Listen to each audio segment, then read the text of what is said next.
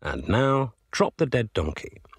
This episode was first shown in a week when the Birmingham 6 case was reopened, when sentences were handed out in the Guinness trial, and when Western outrage was growing against Saddam Hussein.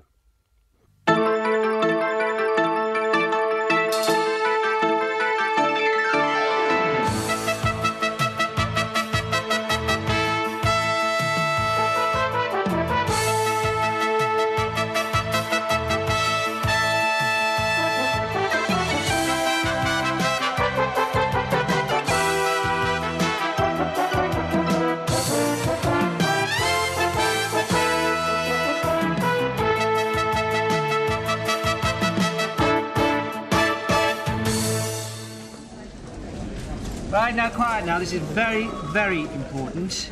We've just had a whisper that on Thursday, Waddington may allow the Birmingham 6 to appeal. Well, personally, I think it's a bad idea. I mean, if they start releasing innocent people, it will undermine the public's confidence in the legal system. Thank you, Lord Denning. Right, so if that's all... Well, as you know... I'm not here. I'm not here. I'm just an observer. But you want to change something? No, not at all. Right, in that case, meeting over. Thank you very much, everybody. But I would like to make the following observation. We don't seem to be giving much coverage to this speech that Prince Philip is making, in which, I understand, he criticizes the media. Apparently, he mentions groundless stories, appalling standards of English. Appalling standards of English? Are you suggesting that old Kebab Features is criticising me? He's not criticising you. His family's all bloody Germans anyway. Well, he certainly can't be criticising me. I always came top of the class in English. Oh, they teach it in remedial schools, do they? All I'm inputting is... Call me an old cynic, Gus, but I can't help wondering if this concern over Prince Philip's views has anything to do with the fact that you're meeting him at a charity dinner on Wednesday. Certainly not. The interface between this job and my private life has a 0 rating. Though, obviously, as I understand it, I shall be sitting diagonally opposite him. I expect His Highness and I will exchange a few words. I expect he'll be delightful. I've met Princess Di. I nearly pulled Princess Margaret once. I nearly got run over by Mark Phillips. Damien, I want to check your slum landlord piece. Yeah, I've got it here. And I've checked it with the lawyers. Now, I've based it on this one company with a terrible record. I mean, high rents, harassment, and they habitually ignore council orders to improve safety. This isn't Rochester Holdings, is it? No, why? Oh, there's no reason. It's just an enterprise of Sir Royston that provides vitally needed short-term accommodation at the non-luxury end of the market. So, Damien, please, let's see your piece. Yeah, it's all based around this guy you're about to see. Extreme good looks, extreme charm, extreme bastard. There he is. Les! Les White. Well, that's his name, Les White. I read about him in Time Out. What's this? Now, this is the funeral of a tenant who died of pneumonia, brought on by living in a particularly damp flat. That's an interesting low-angle shot. Almost looks as if the cameraman had to stand in the grave. Damien. Well, I mean, the vicar gave permission. What? I mean, he even wanted to do a retake on the Ashes to Ashes bit. But he'd always wanted to be on Songs of Praise, you see. In fact, he's got this idea, right, for a religious quiz show. Saviour of the century. And he gave me this sitcom script to read, Halo, Halo. Damien, you have no judgment. For once you've done what's basically a well-researched piece and you've got to put these cheap shots in. They've got to go. Come on, George. These help make it a punchy, audience-grabbing item. I mean, don't you think they should stay, Gus? No. There, you see. What? Prince Philip wouldn't approve. Come on, back to this funeral. This Les White character, did you interview him? Oh, yes. More slippery than a barrel full of Heseltines. At least this is a high-angle shot. Yeah, I mean, the low-angle stuff was great, but, well, I decided to call it a day. The relatives? No, unfortunately, Jerry put his foot through the coffin lid. God! You know, Damien, I'm surprised you didn't keep filming. George, that would have been tasteless. Nice bank holiday weekend, then? Put my feet up, listened to the radio, read a couple of books. That sounds nice. Yeah, it would have been if I hadn't been sitting on the M25. Gaddafi. Gaddafi. Can't I just say that mad git in Libya? And just what is the point of this ludicrous exercise? Helena is a speech enhancement consultant, Henry. She specializes in purifying diction. My diction's better than Prince Bloody Philip's anyway. At least I can say about and not a bite. I'm George. Who is it? Some vicar with an idea for a religious current affairs programme called Good News at 10. He mentioned Damien. Put him onto Sky. Rupert Murdoch's been bored again. Can only be an improvement on the first time. Oh, no. What? It's that man. The one from Damien's Slum Landlord piece. Excuse me, who's in charge here? He is. He's the fellow you want. George Dent, the boss man. Hi, you probably recognise me. My name's Les White, and I'm seriously concerned I'm going to be misrepresented on one of your reports. Which report's this, then? George, what is this? Oh, God. Alex? Les. Do you two know each other? A little? We were married for 3 years. You never mentioned this. What do you expect me to have said? Yes, I used to be married to the new Rackman. Now, that's just not true. A 24-carat shyster, a con man, a total sod. Right, well, I can see you two have got a lot to catch up on, so... No, please stay. I want to talk to you. George, this report on the teenage mugger who reformed and founded a victim support group. Is he still a youth or has he become a youngster? Yes, I wanted to talk to you about that. George! What the hell are you doing here? Can't believe you're still so bitter. Whatever makes you think I was bitter? Well, when you left, you did engrave Les has a small cock on the lawn in Weed Killer. Alex, I know I treated you badly, but people do change, you know. That Damien Day of yours has got completely the wrong idea about me. The way he interviewed me, you'd think I was Adolf Hitler. I bet Adolf Hitler never tried to convince his wife he caught a certain communicable disease from borrowing someone else's cricket box. Very funny. Of course, Hitler never got married. Wrong, as ever he did in 1945. Although he committed suicide a few minutes later. An attitude to marriage I completely understand. Just leave me alone. All right, look, I just came here to speak to someone about this hatchet job you're doing on me. But you never knew I was here? No. Honestly. Can't say I'm not glad to see you again, though. You know, Alex, there was never anyone else like you. You should know you tried all the possible alternatives. Just think it's fair your company lets me see that report. You've got a request, put it through your solicitor. But it's emotive and inaccurate. Look, Les, accuracy is our business, OK? I mean, we are a news operation, and we are objective and totally free from emotion whenever we investigate any controversy. It's controversy. Oh, shut up, you silly bitch!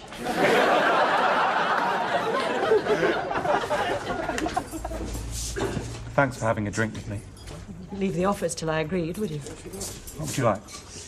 A glass of house white, please. And mineral water for me. A mineral water? Oh, yes, I'm teetotal these days. Sorry about when we were together. No, I used to drink a bit. You used to drink a bit? You were a founder member of Alcoholics Conspicuous. Yes, well, I'm sober. I've changed a lot. In what other ways have you changed, then? Well, for a start, I've become a Christian. Hey, You? A Christian? I don't believe it. telling you I'm a Christian. Oh, my God, you're not going to pull on a polo neck and start singing Kumbaya, are you? There's White, a Christian. How did it happen? Well, no, when we split up, I went to pieces. I went on a massive bender. One morning I woke up, wet, shivering on the embankment, and I thought, this is it, the end. And then this mobile soup kitchen rolled up, run by a Catholic priest.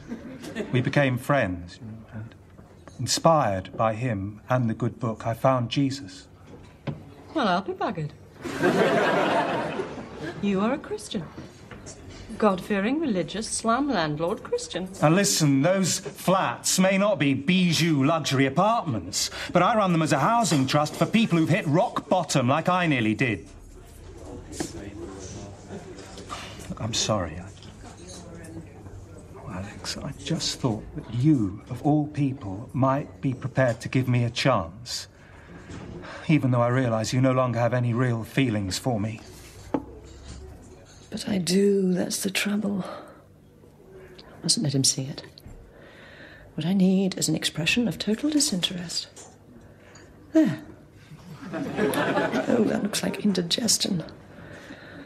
OK, just keep calm, Alex. Remember what it's like sharing a bed with a vomit-stained adulterer who staggered in at 3 o'clock in the morning. What it's like sharing a bed. Sharing a... Get a grip, Alex. Get that disinterested look back. That's it. You all right? You look like you've got indigestion. I'm fine. Look, I've got to go. So don't expect me to help you over Damien's story. And don't bother me at the office. And don't ring me at home. And don't interfere in my life ever again. And don't look my number up in the phone book either.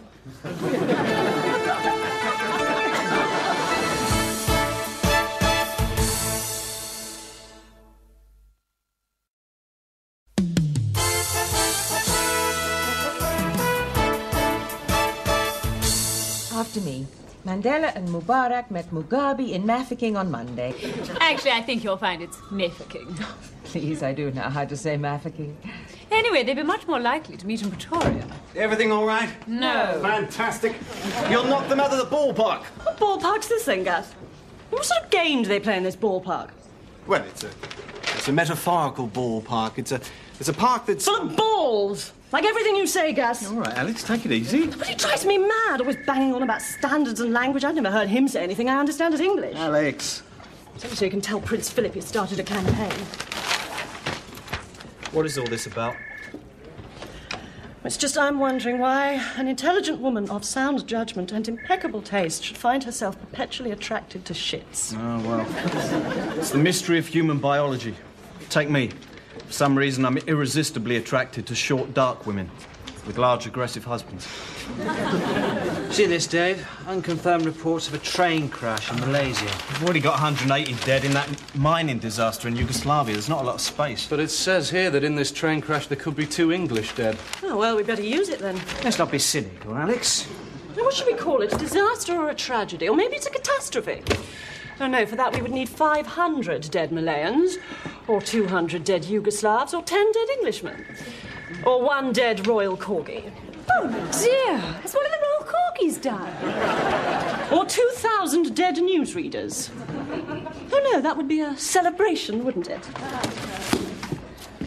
Time of the month? Have you been invited to appear on this telethon, Henry? I don't do telethons on principle. I don't agree with financing kidney units by filming gullible viewers riding backwards on unicycles with their underpants over their head. It's degrading and I don't approve. Oh, it's funny.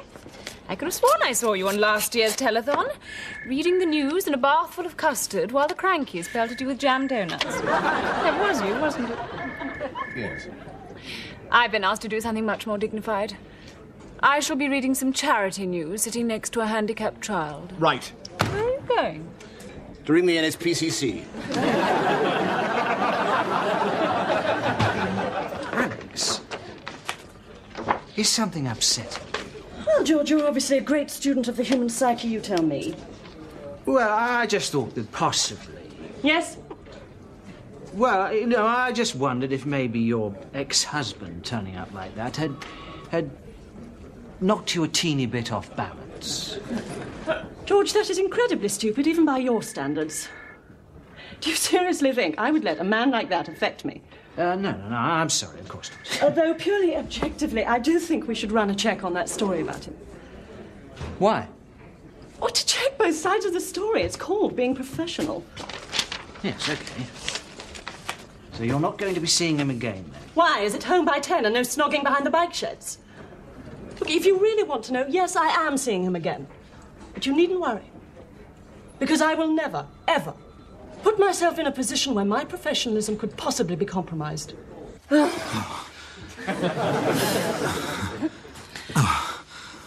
a long time since we did that. Way back before the days of safe sex. Yes, well, your idea of safe sex was when the husband was out. Anyway, I thought you Catholics weren't supposed to wear those things, or is that only on Fridays? Well, this priest told me that provided you buy the coloured ones, they classify as a fashion accessory and not a contraceptive.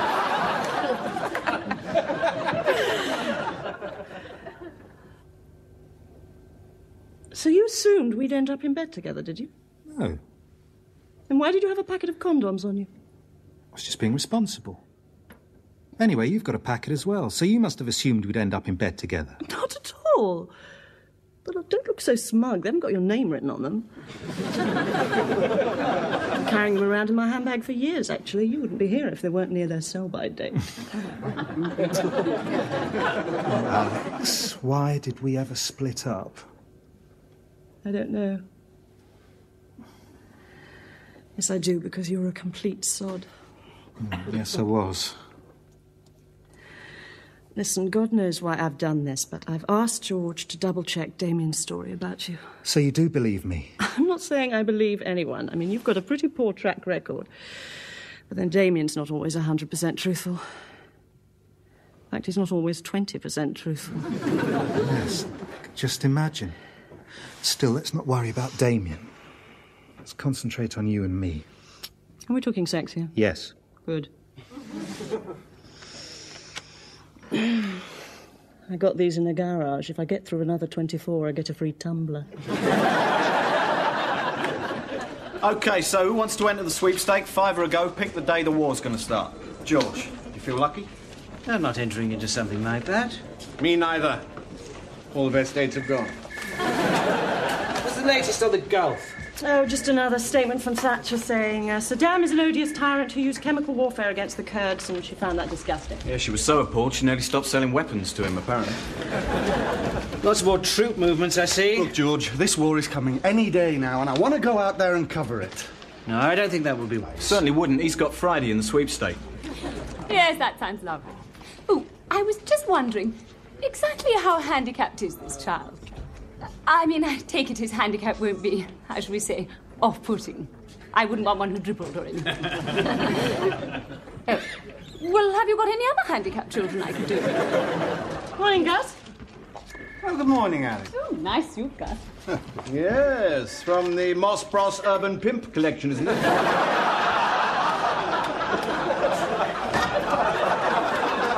Nice use of humour, Henry. A quick word on protocol. You've met the Duke of Edinburgh. Did you call him Your Royal Highness or Your Majesty? Neither. I called him Philip, you old bastard. Mind you, we had a few to drink by then. Alex, what's with this note? I've already got you the Geoffrey Archer still. I know, but I asked for one where he wasn't looking smug. Through over 60. I just thought you should know the Les White story's been checked again, and it all stands up, so I hope you're going to be very careful if you're seeing him again. Oh, don't worry. Last time we met, I made sure I took precautions. Yeah. Geoffrey Archer doesn't look smug in that. Not surprising, he's only 3 months old. Anyway, he does still look smug. It's amazing. His dimples. Yeah, some more reactions to the Guinness convictions. City spokesman says that they broke the stock market's unwritten code of honour. What's that? Don't get caught. See, this story, it's so difficult to translate so that the layman can actually understand it. And they've been found guilty of theft, false accounting... Yeah, that's theft. Conspiracy to inflate shares... That's theft. Defendants say they didn't realise they were acting illegally. That's bollocks. George, what is the meaning of this memo? Well, this is just a reminder, you see, Henry, that when you're introducing the test match report, you have to now refer to it as the Foster's Oval. I refuse. It's the Oval. Belongs to cricket, not to a bunch of colonial wide boys who produce some fizzy brew made from the excretions of incontinent wallabies. What next, for God's sake, The FA Cup final played at Rumbelow Stadium between Tottenham Hot Point and Queen's Park Range Rovers.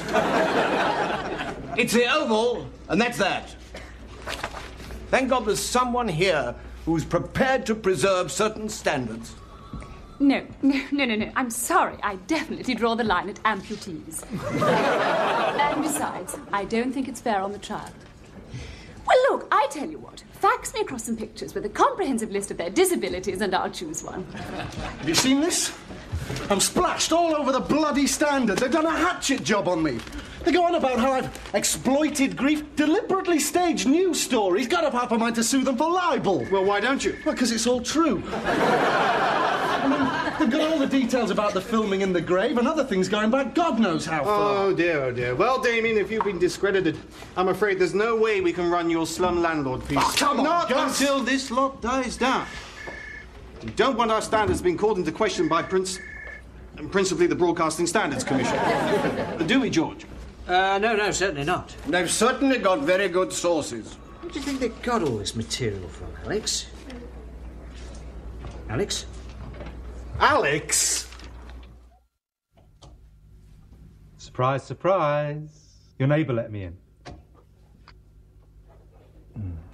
You're angry about something, aren't you? Is it that article? You knew I was working in the newsroom, didn't you? Yes. And you walked in there with the sole intention of using me to try and stop that story. Yes. So it was all an act. Well, I did lie about the Christianity and the priest and the drinking and the housing trust, but apart from that, it's all perfectly honest and above board. I honestly have fallen for you again. What? Well, look at it this way. If I'm not serious about you, why am I here? I've got what I wanted. I honestly have fallen for you again. What do you say? Well, I've got a bit of a problem here. You see, you are clearly a person without any moral dimension, and therefore, if I try to explain why I'm so upset, you won't be able to understand. So, under the circumstances, the only viable course open to me is...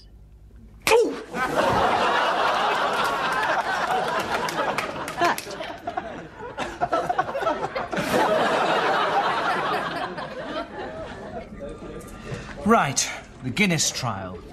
I must say I found the whole Guinness affair utterly absorbing. Really? Full of fascinating insights. I mean, until I saw Mrs. Ronson wear it, I would never have matched lilac and green like that. For goodness sake. Still can't believe Ronson got off so lightly. Well, I think he's been punished enough. After all, he'll have to live with his shame. That's not a defence available to the common criminal, is it? I'm sorry I knocked off $5 million from that security van, Your Honour, but I will just have to live with the shame. Oh, Alex, now we can... How did you get that? Headbutting, Les. You headbutted Les? Well, first I headbutted him. Right, fine. Well, what would be great is we could get some sort of statement on the recalling of Parliament from the Prime Minister. Any ideas on that? Well, we could always try Alex's technique and send someone off to sleep with her. No news story is worth that scale of human sacrifice. George, yet again, you are letting this meeting get out of control. Yes, well, I bow to your judgment as a pillar of professionalism. Look, all right, I've apologised. Now, I'll resign if you want, but I am getting sick and tired of this constant sniping. Oh, yes, we better not behave badly, or she might sell the story to the newspapers. Or headbutt us. Don't tempt me. Hey, look, let's cut out all this abuse, huh? I mean, I know we all thought of Alex as being as tough as old boots, but I think we should realise, on the personal front, she is as vulnerable and damaged as anyone who's just made a real mess of a relationship. Yeah, thanks, Dave. On second thoughts, I'll stick with the abuse. Oh, Gus, how did the dinner with Prince Philip go? Did you talk to him? Yes, we had a short chat. Did His Royal Dullness go on at you about media standards? No. Sloppy language? No. What did he say to you then? He said, why don't you people ever do anything about these appalling slum landlords? Yeah. OK. Yeah, right, OK. Thanks. Yeah.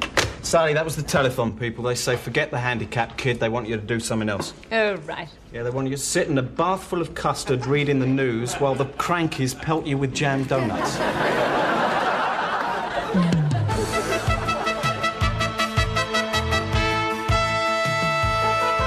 Isn't Isn't it marvellous that Prince Charles is having his op on the NHS? Oh, yes. One of the country's biggest landowners who's never paid any national insurance injures himself playing some pointless game and then gets treated at the public's expense. Oh, that makes perfect sense, doesn't it? You've been drinking, haven't you? Polo should be banned.